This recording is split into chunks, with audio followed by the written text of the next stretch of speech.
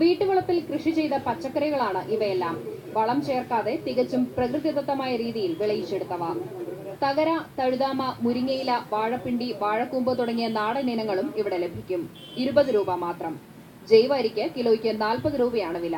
ആ എക്സസ് സാധനം മാർക്കറ്റ് ചെയ്യുക, അത് ഉണ്ടാക്കിയവർക്ക് ഒരു ഗുണം കിട്ടും, നാട്ടിലുള്ളവർക്ക് ടൗണിലുള്ളവർക്ക് ഗുണം കിട്ടും.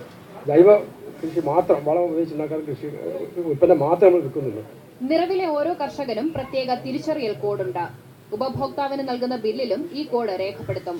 ഉൽപ്പന്നത്തെക്കുറിച്ച് എന്തെങ്കിലും പരാതി ഉണ്ടെങ്കിൽ പ്രസ്തുത കർഷകനെ ഇങ്ങനെ കണ്ടെത്താം.